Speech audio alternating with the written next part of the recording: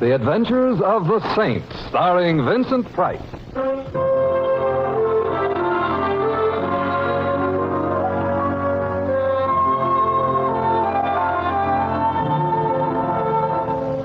The Saint, based on characters created by Leslie Charteris and known to millions from books, magazines, and motion pictures. The Robin Hood of modern crime now comes transcribed to radio, starring Hollywood's brilliant and talented actor Vincent Price as the Saint. Coming. Mr. Templar. Yes? Let me in quickly. All right. My name is Claire Gordon. Well, I can recommend that chair. I don't have time, Mr. Templar. I want to confess. Confess what? Murder. Huh. Well, maybe I'd better take the chair. You're quite serious? Well, of course I am. When anyone confessed to murder merely as a joke. It might depend on their sense of humor. However, whom did you murder? My husband. I see. You don't believe me. I have no reason to believe or disbelieve. But I did kill him. All right. You ought to do something about it. Mrs. Gordon, I can think of many reasons why a woman might want to kill her husband. In some instances, she actually does. But I can think of no reason why she should come to me and tell me about it. Well, I had to confess to somebody. You could have chosen the police. Oh, they're so vulgar. Murder is not a monopoly of the upper classes, nor is it in itself an especially refined activity. You don't understand. Before I married Jim, I was Claire Wheelock. Of the something or other Wheelocks, no doubt. Still, I absolutely refused to go to some poky, dirty little police station. Some of them are quite large, and I understand clean from time to time. Tell some grubby little man all about my personal affairs. Murder, according to the statutes, is a public affair.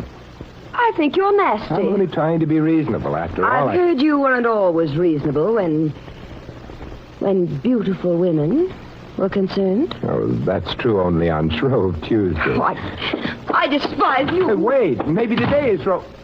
Oh, no, it's Sunday. Hey, she could be coming back to make an appointment for Shrove Tuesday. No. You're Simon Templar? I'm afraid I am. You seem to object. Why was my wife here? Your what? Wife. And don't try telling me you didn't know she was married, you low individual. I think you'd better tell me about myself inside, huh? Now then, you are... James Gordon. And my wife was just here. How do you know? I saw her leave. Are you going to try denying it? Well, not if you saw her just leave. Oh, that's good. Now, if you don't mind, I'll take my coat off. You're warm? I'm about to beat your brains out, you know. Watch your language. And why do you think your wife was here? Pretty obvious, isn't it? I don't know. After all, I never met your wife before. Furthermore, Mr. Gordon, you're dead. Are you being whimsical? I'm only trying not to make a liar out of your wife. She told you she was a widow? More or less.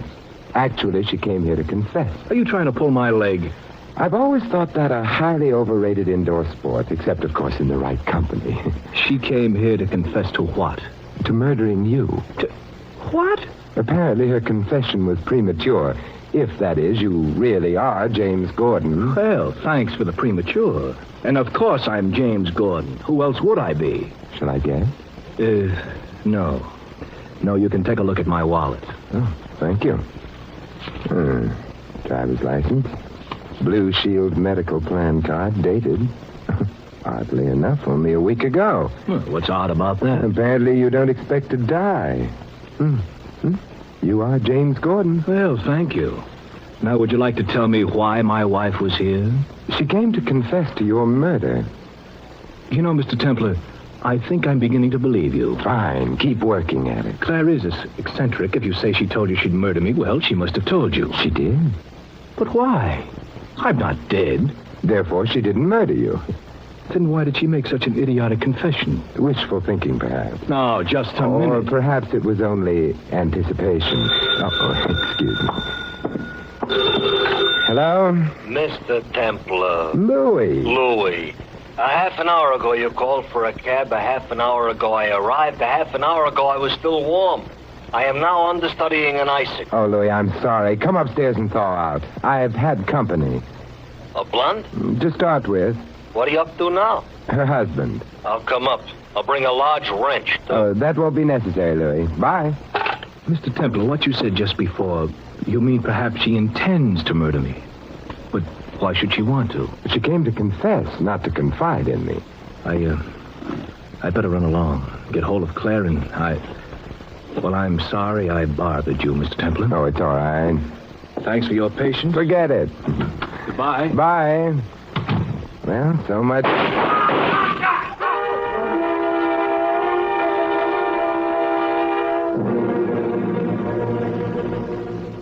That's right, Sergeant. A man named Gordon, shot to death on my doorstep. No, Sergeant, I never shoot anyone on my doorstep. It's untidy. I don't know. Look, Sergeant, I have an idea. Why not drop in and see for yourself, Sergeant was quick. Come in. Hi, Mr. Templar. Oh, Louis, I forgot you were coming up. You warmer? Yeah, a little bit, thanks. Friend of yours? Who? The gentleman who's laying down dead outside your door. No, we'd barely met. Oh, well, that's nice. You ready to leave now? I'm afraid not. I have to wait for the police. That's too bad.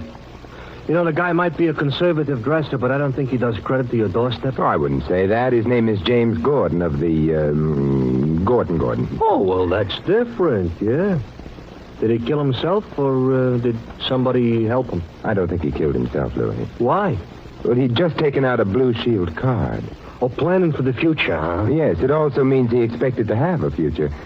Louis, while we're waiting, would you look up James Gordon in the phone book? Okay. But I could tell you now he won't answer the phone. I want his address. But he's moving.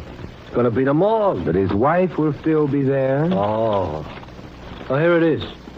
12 Seven Oaks Drive. Yeah, it's a very high-class neighborhood. A very high-class wife.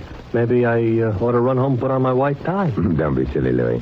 Under the circumstances, the tie should very definitely be black.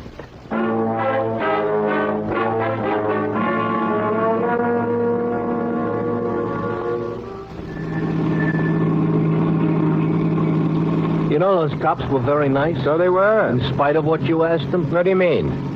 You asked them if somebody confessed to murdering James Gordon. So I did. Yes, so don't you think it's a little early for a confession? Louis, you don't understand. You see, in this particular case, the confession was made before the murder. Oh, well, that explains everything. That explains nothing. Louis, Mrs. What? Gordon visited me just before Mr. Gordon did. Uh-huh. No. No? No. What she did do was confess to murdering her husband. Yeah, but he was still alive. That's right. Maybe she's got clairvoyance or something. Oh, 12 Seven Oaks Drive, Mr. Templar. Good. Yeah. Should I wait? You'd better come with me. Okay. Except but why? Well, I have a feeling I'll need a witness. Oh, so you really don't know Mrs. Gordon very well. Well, if her confession was true, I don't want to know her at all. But it couldn't have been, huh? Except maybe it was, huh? Yeah, that's one way of putting it. Sure. And that's a way nobody understands, too, me included. Good evening, gentlemen. Boy, is he half wrong. Good evening. We should like to see Mrs. Gordon. Come in, please. Whom shall I say is calling? Who? I beg your pardon. Who shall I say is calling? Better grammar. Listen, Bud, for what I dragged down here, whom is good enough. Oh? Oh, the Gordons don't pay well? If you are referring to recent history, the Gordons don't pay, period. Oh, they're having financial difficulties, huh? No, they ain't having no difficulties on account they ain't got no finances. Explains the hospital plan, and you'd better slip your English accent on and announce it. I'm Simon Templar. This is Louis. Yeah, hi. Very good. Since when is Brooklyn growing butlers? Louis, the Gordons have been in trouble. Mr. Gordon ain't. Not anymore. About Mrs. Gordon. Mrs. Gordon will see you. This way. Oh, thank you. Not only will she see you, but you'll see her. Looking at it objective, you're getting the break. She is quite a dish. Sir, you are speaking of the woman Mr. Gordon loves. Who says? That's the door. She's on the other side. Hey. You might open it for us. What's the matter? You broke an arm or something? If he ain't careful, they're going to send him back to Brooklyn. Mrs. Gordon? Yes? Of course, it's been a little while since we last met, but... Since we've what? Met. Oh, we haven't met. We haven't... If we had, surely I'd remember, Mr. Templar, I'd be my butler, sir. We met at my home within the last hour. Well, I'm sure you have a very charming home, but I was never in it. Well, I may be able to refresh your memory if you'll be patient with me. You came in order to confess. Confess? What? The murder of your husband. Mr. Templar, if this is some kind of joke, I'm not looking. then it's not in the best of taste. Besides from everything else, my husband happens to be alive and in splendid health. So you see, I couldn't very well have confessed to any such silly thing. Mrs. Gordon. Yes? Your husband's health is no longer what it used to be. He's dead. Dead? Jim? Yes, Mrs. Gordon. Oh, no. No. Mr. Temple, she's going to faint. This letter. She did faint. Mr. Temple, King Arthur would never have let you sit down on his round table. I couldn't afford to be chivalrous, Louis. I had to make sure her faint was... Oh, you thought you might be putting on an act? Yes. However, from the way she fell... Oh, it wasn't no act, huh? No. Could that mean that the rest of her story about never being in your apartment and confessing that that's also true? Hardly. Well, then maybe she's a twin. No. Oh, why not? Too easy.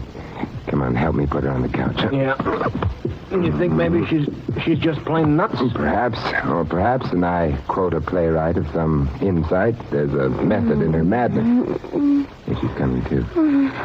The butler can look after her. Come on along, Billy. Okay. Think you guys can find the front door? Oh, yes, we brought our compass. How was Mrs. Gordon? She was fine. I don't think she's doing quite so well now. You might look in on her. It will be a pleasure. Good night. Good night. Well, that was a nice visit. Of course, our hostess happens to faint, but where are we going now? Maybe we could make somebody else faint. No, your cab, first of all. And then... Yeah? we wait. For what? Santa Claus? Mr. Templar, he was here recently. Not Santa Claus, Louis. We're waiting for Mrs. Gordon to recover. Oh, that's considerate of us. Not really. It's nasty of us. Oh, it is, huh? We're going to hate ourselves in the morning? Well, that will depend on where Mrs. Gordon leads us tonight.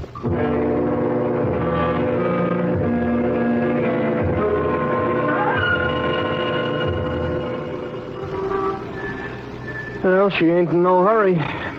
We've been waiting 10 minutes already. Now, give her time, Louis. She had to recover from a faint, make a phone call, dress for the street. Yeah, maybe, but I get nervous. You probably need a tonic. Had a call. Yeah, it reminds me. I had a call up in the Bronx once. Oh. Sorry. A redhead comes out of the house 15 minutes after I start honking the horn.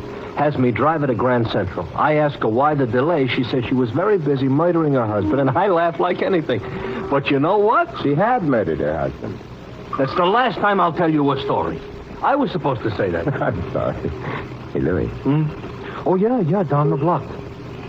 Mrs. Gordon, huh? Mrs. Gordon. It's a nice car she got. Yeah, give her a chance to get into it. Oh, yeah, I always forget. Well, she's in now. Yeah, wait a minute. Give her time, Louis. She has to straighten her hat, do her lips, put on her gloves, signal for a right turn, and then... And then pull away from the curb and then turn left. Right. Come on, let's go, Louis. All right. Hey, Mr. Templar. You think maybe she's leaving for parts unknown like that redhead? I doubt it. It would amount to a second confession, and one that would be believed. Yeah. For a woman who just fainted, she's driving plenty fast. True. You see, Louis, no one dawdles in the shadow of the gallows.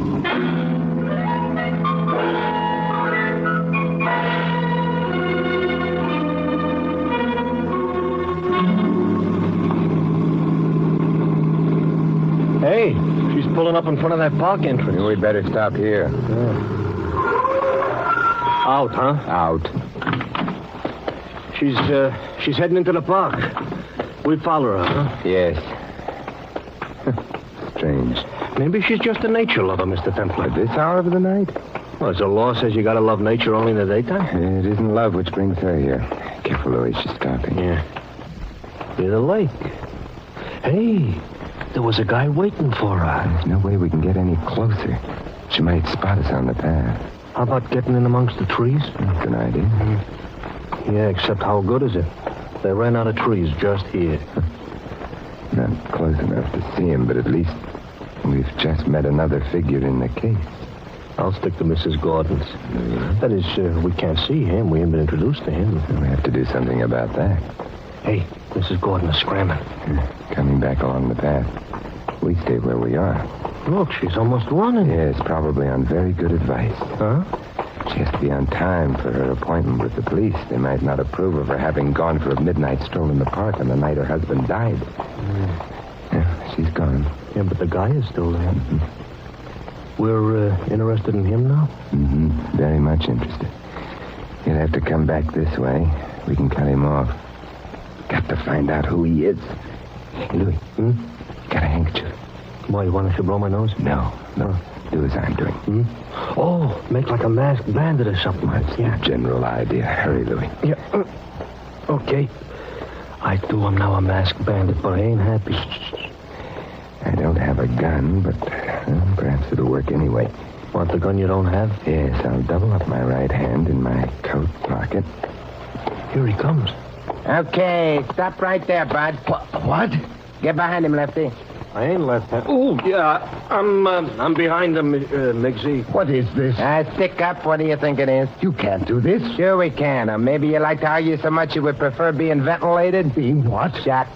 Look, you don't have to shoot me. More of your lip and I'll enjoy it. Shut up. Hand over your poker. Hand over my what? Boy, are you ignorant. The money bag, mister, the wallet. Oh, here. Thanks. Now keep walking the way you were, see? And don't try looking around. I ain't got no objections at all to shooting a guy in the back. I won't look around. I won't. Well, he's gone. So he is. Now, we ought to scram through, Mr. Templar. If he yells for cops... I don't think he will. He might have to explain what he was doing in the park at this time of night. He'd have an easier job than we would. Let's see. His name is Timothy Kerrigan. Papers in his wallet. Member of the Bar Association. A lawyer, Louis. Oh, fine. He'll probably sue us for nothing. A lawyer. Most probably the lawyer for the Gordons. Well, that would explain why Mrs. Gordon yelled for him, but why would they have to meet in the bar? I don't know, Louis, except that anywhere else they might have been seen together and overheard. And that would be bad? It might be murder.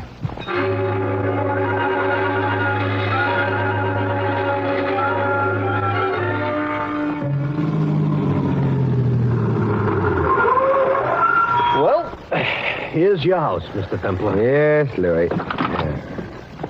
Gonna go to sleep? I imagine so. Nothing to be done tonight, so far as I know. Yeah. Well, anyways, now we got 3 suspects instead of 2. 3? Yeah, Mrs. Gordon, Kerrigan, and the butler. The butler is never guilty, Louis. Hey, how about coming up for a drink? What was that you said? Come on, let's go. Yeah. Hey, Mr. Templar. About butlers. Maybe this one ain't guilty, but sometimes one could be, you know? That's true, but the one we met tonight is too charming a character. Yeah, don't look now, Mr. Templar. Keep walking. But your charming character is carrying around the young cannon. Good evening. How's butling these nights, huh? Go on. Inside the apartment. With pleasure. Now, hold it. Nobody move till I put the light on. Okay. All the way in. Now, sit down, both of you. Courtesy? No, you can't jump me easy sitting down. Intelligent. We, sit. As for you, you're either an idiot or, in love? It's the same thing. I didn't come here to make conversation with you, Templar. Why did you come? To make sure you forgot about Mrs. Gordon's confession. An idiot in love. That's got nothing to do with you. Suppose I refuse to forget Mrs. Gordon's confession. You'll forget it, either by agreeing to or by being dead. You want me to promise to say nothing of the confession to the police? That's right. Well, suppose I do promise, and then you leave, and then suppose I don't keep that promise. No, why do you have to bring that up? I come back. And kill me then? Oh, what good would that do, Mrs. Gordon? All right, if what you're getting is that the only way I can be sure is by killing you, then How much was Mr. Gordon's life insured for? $100,000. Boy, how did you know? There had to be a motive for his death. A motive that would place Mrs. Gordon in danger of being considered likely to have murdered her husband. The Gordons had no money. Insurance was the most probable motive in existence. Kerrigan handled the Gordons' finances? Yeah. Mrs. Gordon is in love with Kerrigan, isn't she? No. I think yes. Who cares what you think? All right. Let's find out how innocent Mrs. Gordon is. Look, pull the window shade down, The front window? Pull an armchair over to the window and sit in it. Why? You'll then be silhouetted prettily for the benefit of anyone outside in the street. The drawn shade will make it impossible for you to be identified exactly. Your build is much the same as mine. You will therefore appear to be me to anyone outside. You will also provide a perfect target. To who? To the only one who would have any reason for wishing me dead. The murderer of James Gordon. You love Mrs. Gordon. You're convinced she's innocent. She's been here before, and she'll be able to find her way back. Well, will you sit in that chair?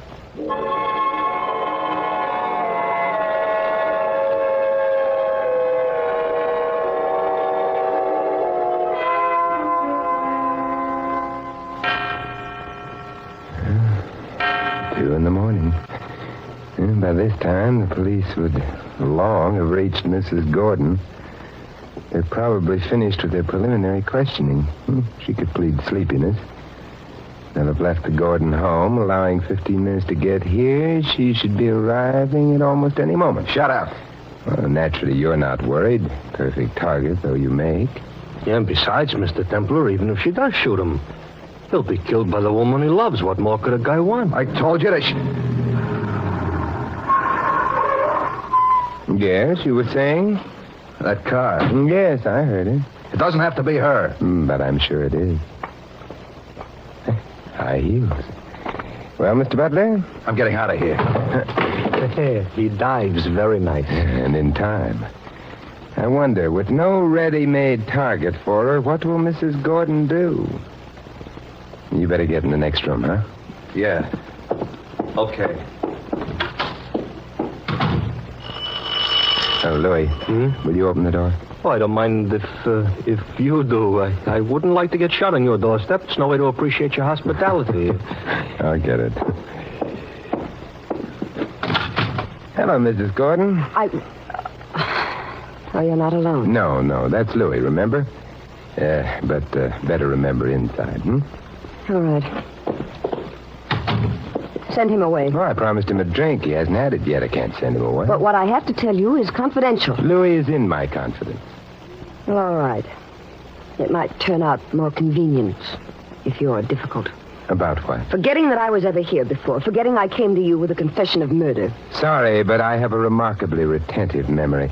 For example, I remember a girl I used to go to school You'd with. better forget her for the moment. Oh, I couldn't. I loved her very deeply. How would you feel about $25,000? Oh, I love them very deeply, too. They're being offered to me for a promise to forget. Yes. And if I don't keep it? You'll sign a paper admitting your promise and acceptance of the money. That would make you an accessory. You wouldn't dare change your mind. Hey, she's smarter than Be me. still, Louis. Mrs. Gordon, you're young, you're beautiful, and $25,000 is very attractive. Nevertheless, I shall refuse all of you. Even if... Yes, I wondered how long it would be before you produced that. And the revolver you killed your husband with? I didn't. You could convince me in a lot better way. Can I convince you? Oh, yes, your confession helps. It does. Of course. Your husband's death makes you richer by $100,000, doesn't it? Yes. Otherwise, you had nothing. Well, our investments, they were unfortunate. Mr. Kerrigan handled them? Yes, he's our lawyer. So your husband handed over his money to Kerrigan. Did he also know he was handing over his wife as well? What did you say? I meant his life, of course. A natural slip of the tongue, you know. You still haven't told me how my confession was going to help me. I didn't say it would help you. I said it would help convince me you hadn't killed your husband. Well, that's the same thing. Not quite. Mr. Templar, that was the back door. Yeah, I know. I was saying, oh, yes. The fact that you didn't kill your husband is actually of minor importance in view of... Now would be a good time to borrow your gun. Louis, will you keep Mrs. Gordon company while I see what the boys in the back room are doing? Yeah, all right, Mr. Templar. Yep. It was Kerrigan. Uh-huh. I thought it would be. He didn't see me. Came into the room, headed for the door to the living room. He'd sneaked it open a bit when I... Is he alive? Yeah, I just got him in the shoulder. He was working in the back while she was... Yeah, that's right. Hey, Louis, What, Mr. Templar? will you phone the police? They've one wounded murderer to collect, one beautiful accessory before and after the fact. Oh, no. But of the highest class. Her butler will help her wait.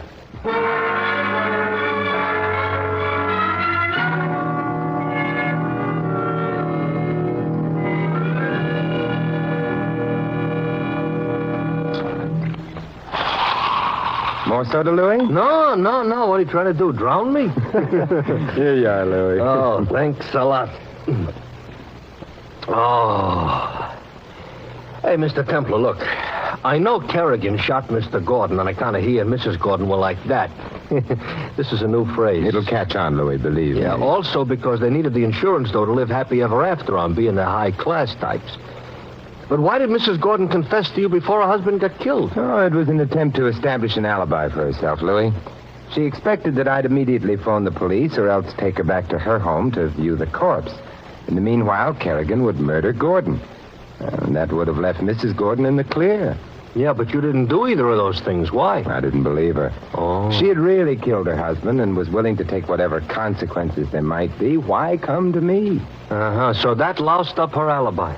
Especially because her husband, instead of staying home and getting shot, had become suspicious of her and he trailed her here. Huh? And was in turn trailed by Kerrigan, who saw a natty opportunity for double-crossing Mrs. Gordon and keeping the money for himself. He handled the Gordons' affairs and had the power of attorney. Yeah, but look, Mrs. Gordon's faint when you told her about her husband's death, that was real. You pointed that out yourself. Of course it was, Louis. But she didn't faint at the news of her husband's death as such. The reason she fainted was because she realized that she'd confessed to me and that her husband had been shot at a time for which she had no alibi. Uh-huh. Well, now I'm almost smart. Now I can enjoy my drink. Oh, that's good. Yeah. Hey, that lovesick butler tells me he's going back to Brooklyn on account of life in the upper classes is too low for his taste. Oh, poor fellow. He loves not wisely, but too well. On the other hand, what's wrong with Brooklyn?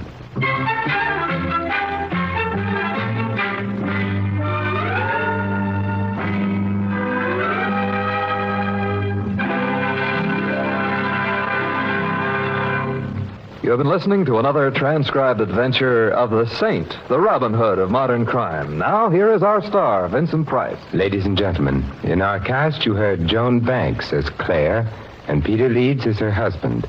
Hy Averback was the butler, and Jim Nusser, Kerrigan. Larry Dobkin plays Louis. This is Vincent Price inviting you to join us again next week at this same time for another exciting adventure of the Saint. Good night.